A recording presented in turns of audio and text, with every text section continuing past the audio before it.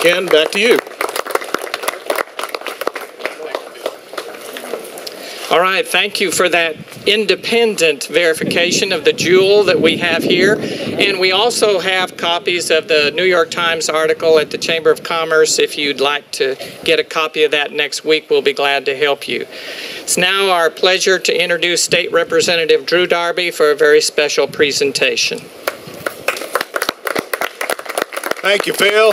Welcome, everyone, to the what is considerably now recognized worldwide as the oasis of West Texas and an oasis for the United States. Back in December, I pre-filed a resolution. Ken is a very persistent individual, as you know, and he kept talking with my staff and myself about the Texas Dawn and the necessity of having a designated water lily for the state of Texas. And I got to be frank with you, Ken, I didn't understand the absolute critical nature of that back in December. When I filed that resolution, in fact, Ken Herman, who's a reporter for the Austin American-Statesman, wrote an article in the Statesman criticizing legislators for filing unnecessary bills, and from noodling to pork chopping, killing hogs from helicopters, things like that. And he listed my water lily resolution as one of those bills that really didn't rise to the level of legislative importance, and why don't we get about the task of doing what we were sent down there to Austin to do. Well, I've got to tell you, after we passed this resolution and we presented it on the floor of the Texas House and the Texas Senate, Ken, bless his heart, wrote another article, and he said I was wrong. This is a big deal, and it is a big deal, not only for the people of San Angelo and West Texas, but for the state of Texas. And so we passed a resolution, and we now have a designation of the Texas Dawn as the official water lily of the state of Texas. And if you'll permit me, I'll read you this resolution, and let me set it up here. House Concurrent Resolution. Whereas the state of Texas traditionally has recognized a variety of official symbols as tangible representations of the proud character and colorful heritage of the Lone Star State. Select plant varieties, including the bluebonnet and the prickly pear cactus, have received official recognition, which has served to draw attention to the great biological diversity of our landscape. And whereas Texas supports not only an abundance of land-based plants, but also many aquatic species, and one particular type of water lily comes to the forefront as an especially worthy symbol of the state, Nymphea Texas Dawn. And whereas a hardy and exceptionally lovely plant, the Nymphea Texas Dawn is a hybrid that was created in 1985 by Texas resident Kenneth Landon, a world-renowned expert in the field of Nymphea, and the director of the International Waterlily Collection in San Angelo. Described as one of the most stunning yellow water lilies to be introduced in more than a century, Nymphea Texas Dawn frequently blooms 10 inches above the surface of the water in clusters of 6 or more in early spring. The base of the petals produces a light orange glow, and in late summer and fall, the flowers may suffuse with pink. And whereas in 1990, Nymphea Texas Dawn received the American Award from the International Waterlily and Water Gardening Society. More recently, it was accorded top ranking among aquatic plants in the rigorous Texas Superstar program of the Texas Cooperative Extension of Texas, A&M University, and the species is listed by other hybridizers as a parent for more than a dozen named water lilies.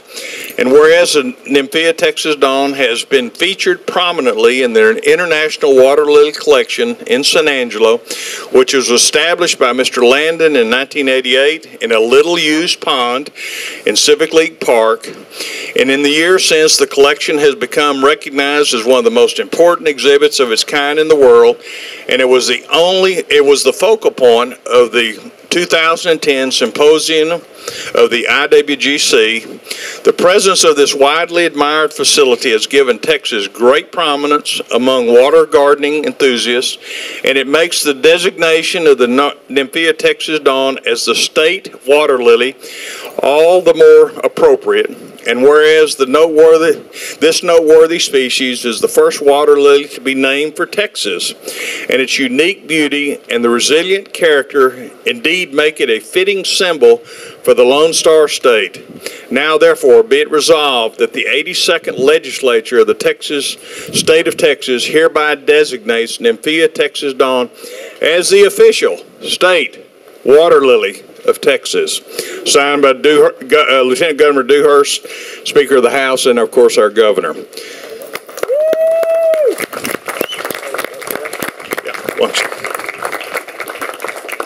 This fitting resolution and picture and moment will be captured in this hanging, which will go in your office in the 72nd District there in the Texas House of Representatives.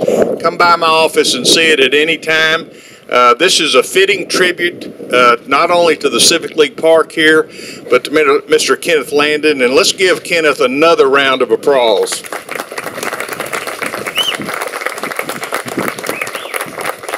Kenneth, thank you for your hard work. This is a fitting tribute to your many years of sacrifice and hard work. And thank you on behalf of a grateful state and of our community. Thank you.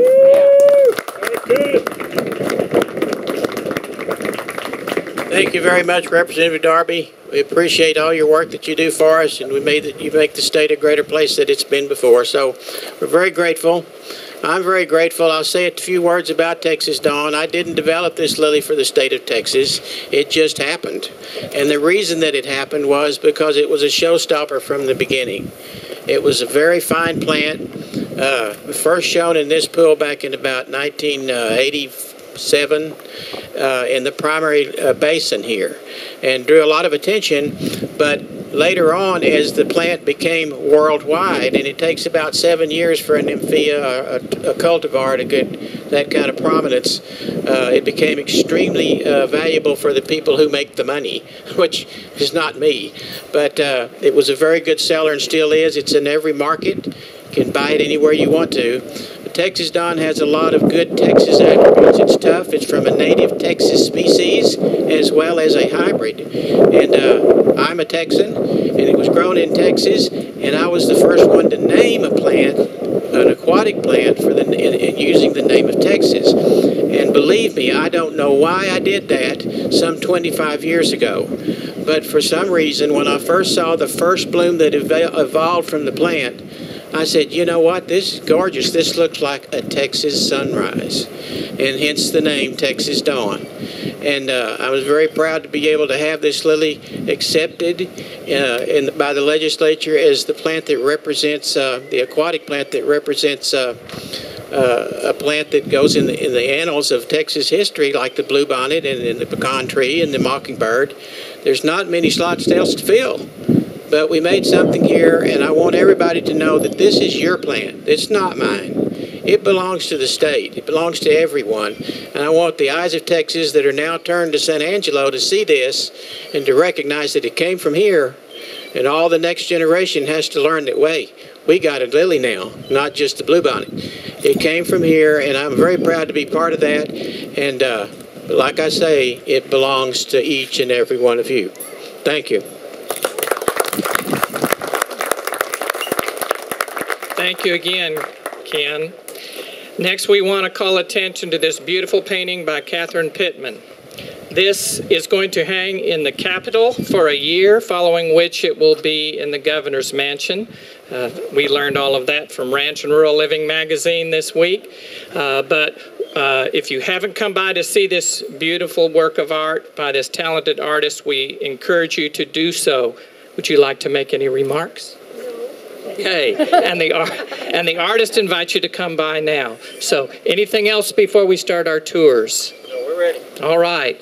At this point, again, come by the booths, make your contributions, sign up for the door prizes to be given away after the tours, and here's Ken Landon for the great tour of the Water Lily Gardens. Thank you, Ken. Thank you very much, and those of you who want to endure a tour have questions, we can go see some of the lilies, some of which that were alluded to earlier by Tim, that are intersubgeneric hybrids. A lily that not supposed to happen, kind of a cross between a cat and a pig. Not supposed to happen in nature, but we found a way, and so there's different things that we can see in the water lily world that have not been seen before. And guess what? They're first shown here at the IWC. I always make sure we have the best stuff for people to come and see. Right in the center of the country, the United States, people come to San Angelo to see some of the coolest things in the water gardening world. So I'll give a tour and we'll walk around and see some of these things. I want to thank Catherine. I had asked her to do this painting. She's the greatest in the world at what she does, and I think she did a great job. And so you see how bashful she is. The thing is, though, this is a great painting, and I appreciate her doing the work. But thank you, Catherine.